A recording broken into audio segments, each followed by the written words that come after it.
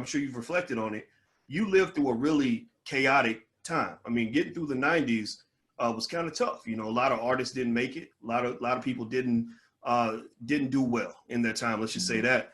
But you did. You know, you thrived. You were able to make moves and adjustments in your career, and actually get to the point where economically you gained the strength to be able to pursue an agenda that to me reflects what the psychologists call self-actualization. Like what I really see is a guy who says, look, I've conquered, you know, I climbed my mountains, I fought my battles and I won them.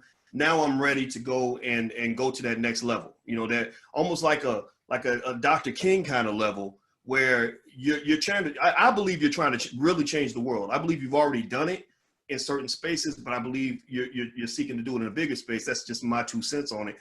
Can you talk a little bit about, you know, I'm a financial guy and I can't help but to go into that area of wealth mindset in terms of what your thinking was just as a businessman, you know, going all the way back to when you walked away from Jerry Heller contracts to when you made your moves in terms of the film industry and you became an owner in that industry. And now you actually have a sports league, the Big Three, when you have a lot of guys that just believe that it's impossible for a black man to start a sports league. You did that.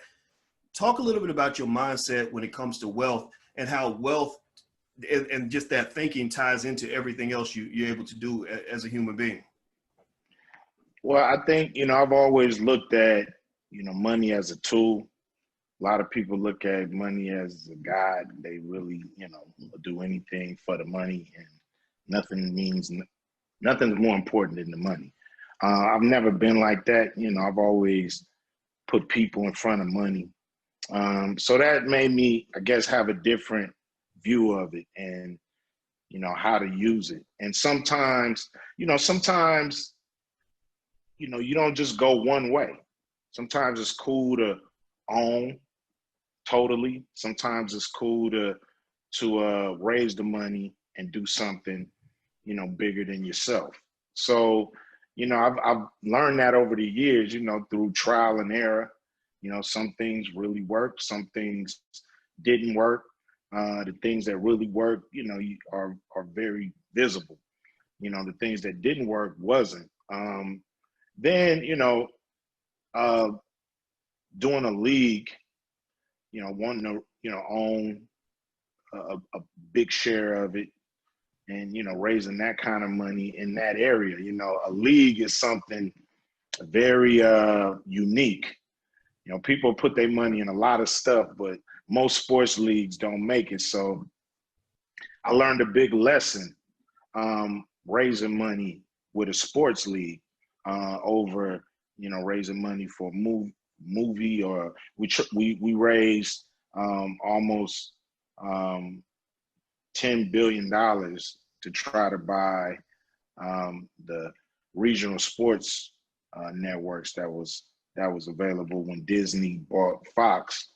You know, we came up, you know, pretty much like 11 hours short, you know, so it was pretty, you know, that was another lesson. So, you know, you learn your lessons on, you know, with money, but if you think of it as a tool to get you to another place in life or in your project, the whole thing is to live to fight another day. So, you know, that's really been my raw philosophy about it, you know, without going to any kind of schools or taking any kind of courses. It's just, to me, you know, common sense usually wins the day. Greed usually, you know, it's a saying, you know, pigs get fat, hogs get slaughtered. So Wow. when you're too greedy. Wait, you do know that I said that yesterday, right? Oh, you said that one.